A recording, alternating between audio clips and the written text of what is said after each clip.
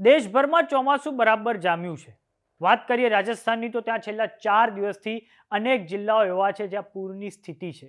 ઉત્તર પ્રદેશમાં ગંગા નદીના પાણી હડકંપ મચાવી રહ્યા છે. ઉપરાંત જળ તાંડવથી સૌથી વધુ નુકસાન હિમાચલ પ્રદેશ અને ઉત્તરાખંડમાં જોવા મળી રહ્યું છે.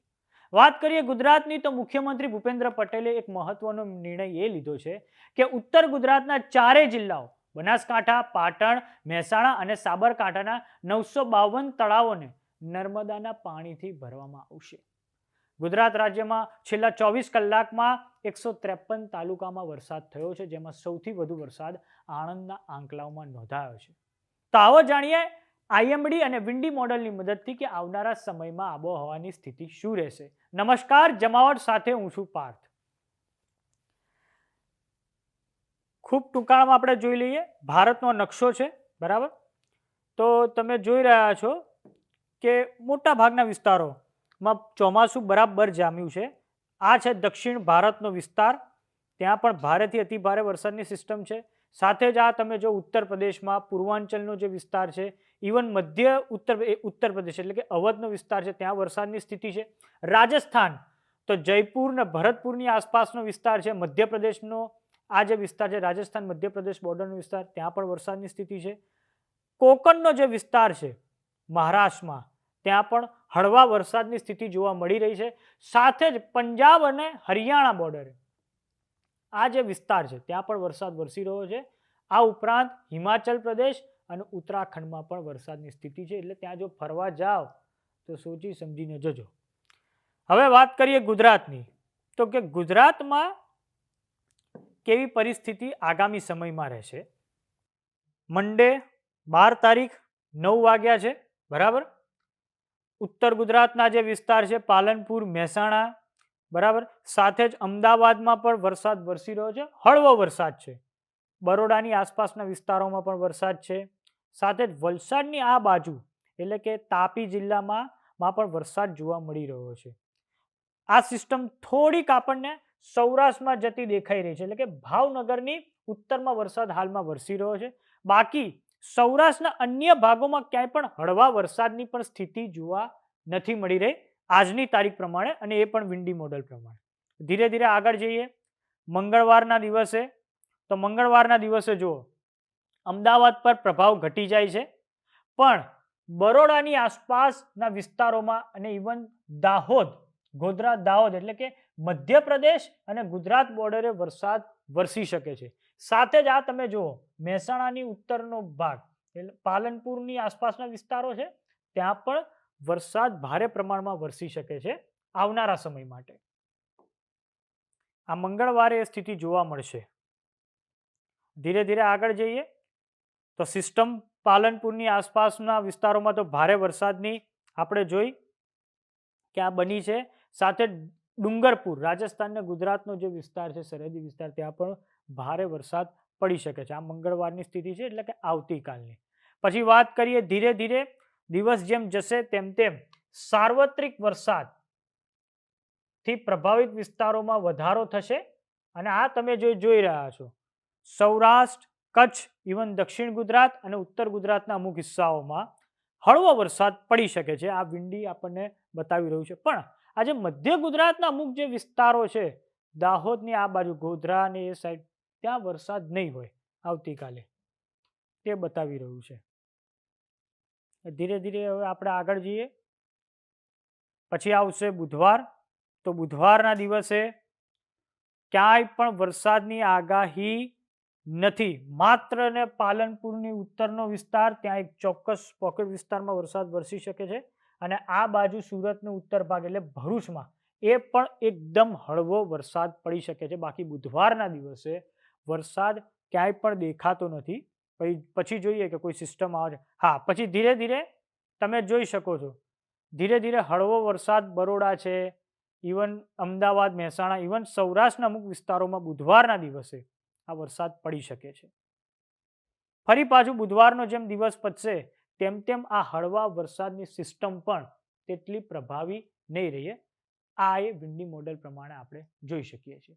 દર્શક મિત્રો, હવે આપણે હવામાન વિભાગ પ્રમાણે જોઈએ કે આવનારા સમયમાં 12 ઓગસ્ટથી લઈને 16 ઓગસ્ટ સુધી ક્યાં ક્યાં વરસાદ પડવાની તેમણે આગાહી કરી છે. તો ઉત્તર ગુજરાતનું પ્રવેશ દ્વાર તો કે આપણું બનાસકાંઠા, પાટણ, મહેસાણા, સાબરકાંઠા, ઇવન ગાંધીનગર, ત્યાં 12, 13, 14, 15, 16 આ 5 દિવસ હળવાથી મધ્યમ વરસાદની આગાહી હવામાન ખાતા દ્વારા કરવામાં આવી છે. ક્યાંય પણ ઓરેન્જ એલર્ટ, યલો એલર્ટ કે રેડ એલર્ટ હવામાન ખાતા દ્વારા આપવામાં આવ્યું નથી.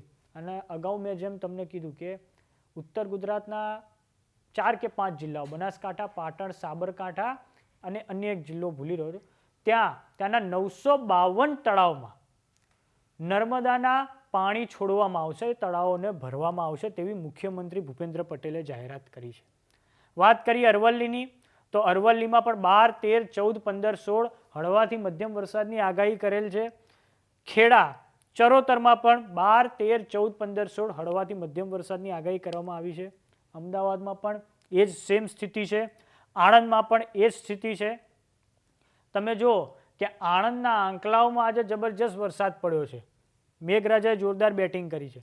વાત કરીએ બરોડા, પંચમહાલ, દાહોદની, તો ત્યાં પણ 12, 13, 14, 15, 16 હળવાથી મધ્યમ વરસાદની આગાહી કરવામાં આવી છે.